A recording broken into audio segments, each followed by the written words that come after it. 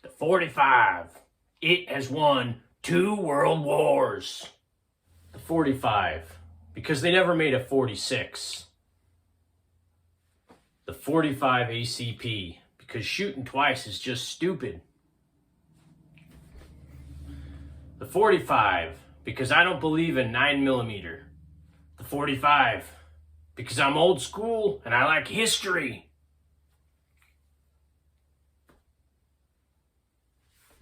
Hello and welcome to another edition of Cranky Gun Reviews. Today, I'm doing another installment in my series on why did I want this gun. And the gun that we're talking about today is the 1911. This particular variant that I have is a 1911 A1. It has a little bit of a curved back strap. It has a belt loop or a lanyard loop in the bottom of it, and it has very low profile sights. I painted the front sight on this one with some model paint just to make it stand out. And this particular variant that I have is an Auto Ordnance 1911 A1 made right here in Worcester, Massachusetts. And this one, at the time that I purchased it, was the cheapest 1911 that you could buy. And it pretty much still is today, although the prices have gone up quite a bit. So what is a 1911? It's a gun that was developed and designed by none other than John Moses Browning way back in the early 1900s. And it was adopted by the U.S. military in the end of 1910, early 1911. It served for the U.S. military through World War I, through World War II, I believe the Korean War, Vietnam, and it was finally replaced by the Beretta M9 or the 92 FS in 1985. I believe this is the longest running, or actually I know it is the longest running U.S. sidearm that was in the military from its inception until the day it was retired. So what makes me really want this gun? Well, mainly the history behind it. Again, I mean, it was used in combat for many, many, many years. I mean, we're talking like, 74 years it was used in combat. And people make the joke all the time that it won 2 world wars. While there is no statistical information to prove that the 1911 actually helped win either of the 2 world wars, it was the military sidearm through World War I and World War II. So there's that joke that people always say, it won 2 world wars, therefore it's like the best handgun ever. Now, I don't think it's the best handgun ever, but it is a fantastic firearm. And you think when this was made in the early 1900s, most of what you had was still revolvers. This gun had several safety features built into it. It's a single action only pistol, so it's empty right now, but if I had a magazine in the chamber, pulling the trigger does not do anything unless the hammer is cocked. If I cock the hammer and I pull the trigger, nothing happens unless I also depress this grip safety. So it has to have the hammer cocked, grip safety depressed, and then you pull the trigger for it to fire. But it also has a manual safety on the side of the frame here. So the proper way to carry this gun is with a round in the chamber, the hammer cocked, the safety on, and the gun will not fire. Then if you needed to bring it to bear and shoot, all you have to do is click the thumb safety off and pull that trigger and you're ready to rock and roll. So this is actually called carrying a gun cocked and locked. Hammer cocked, safety locked, so that it's safe. You can't shoot it unless you drop that frame safety and pull the trigger. So it's a single action revolver, meaning that the trigger only has one single action, which is dropping the hammer. Now, if it had rounds in it, every time you'd pull that trigger, the hammer would drop, it would cycle the action, it would pick up another round, and then you're ready to fire again. So it's a single action semi-automatic pistol. Now, it's a fantastic shooter. This particular one is like the USGI or the government model, so it's a 5.5-inch barrel, I believe.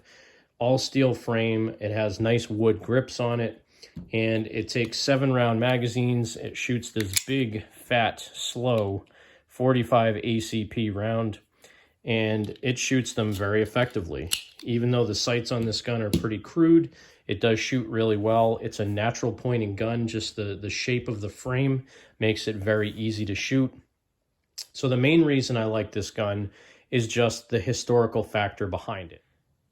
Some of the other reasons I like this pistol, if we go back through several movies, and you'll notice a theme here that a lot of movies influence the purchases that I have. If we watch the movie Ronin, Robert De Niro in the movie Ronin asks for a 45, 1911 or something like that. And one of the other guys says, old gun. And Robert De Niro says, that served my country well. So that was one movie that had this in it that I liked. The movie The Getaway with Steve McQueen. Again, I'm a big Steve McQueen fan. He carried a 1911 in that movie.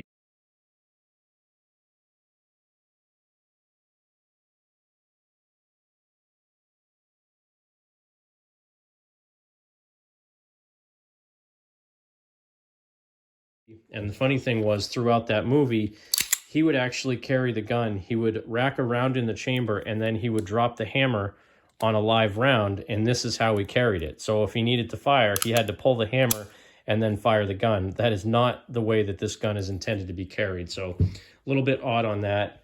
But, you know, throughout time, there's been hundreds and hundreds of movies where they use the 1911 in the movie. I have some other examples that I'll drop in here. In Flight of the Intruder, you can see Willem Dafoe with his 1911 in his sleeping quarters. Hannibal Smith loves it when his plans come together with his 1911, and Murdoch often carried a 1911 as well in The A-Team. Do. In the 1985 version, and really the only version worth mentioning, of Red Dawn, the 1911 was used in several scenes throughout the movie. I need to go watch that again. In the movie In the Line of Duty, the FBI murders, Bill Maddox, the protagonist in the movie, carried a 1911 in several scenes throughout the movie. But I really like the gun. It's a nice handling gun. I like the full frame 5.5-inch barrel steel guns because they are very comfortable to shoot. They fit the hand really well. The only thing I find weird about these, you have to really change your grip on the gun to get the magazine to drop out of it. Like, I can't hit it with my thumb. I suppose I could hit it with my other hand. If I was holding it like this, I could drop the magazine with that hand, take the magazine out, insert a new one, rack the slide again, and then be ready to go. But it's not really that ergonomic to hit that magazine release on this. It's kind of a big frame. The depth of the frame is really wide. I don't have humongous hands, so for me to carry this thing and shoot it, I can get a really good purchase on the gun, but to do things like drop the magazine, I either have to turn my hand to hit that magazine release or use my support hand on there, which is probably how this was meant to be carried. But all in all, it's a fantastic shooting gun. The 45 ACP round is a phenomenal round. I mean, yes, the stopping power on it, it's negligible if it's the best round. Obviously, now it's not the best round. At the time, it probably was. You probably had 38 Special and 38 Super back then. They didn't have 357 Magnum back in 1911, so they had weaker rounds. This was a really good round. Nowadays, you have 10 millimeter. You can even get plus P plus 9 millimeter. You can get some good 40 Smith & Wesson. Obviously, 357 Magnum and some of the other calibers are more powerful than 45 ACP. But going back to 1911, 45 ACP was about the best you would get. So this is just a little short video on why I like this gun, the 1911 45 ACP handgun. Thanks for watching another edition of Cranky Gun Reviews. And again, this particular gun is a Auto Ordnance 1911 A1. I really like the design of this, like the wood grips that I put on here, and it's a good shooter. I do have some other videos with this gun in it if you want to go back and watch those. Thanks again for watching another edition of Cranky Gun Reviews. God bless America. Make sure you support your two-way rights. And you remember, when somebody asks you to give up some of your freedom for the greater good, remind them that freedom is the greater good. Have a great night. God bless.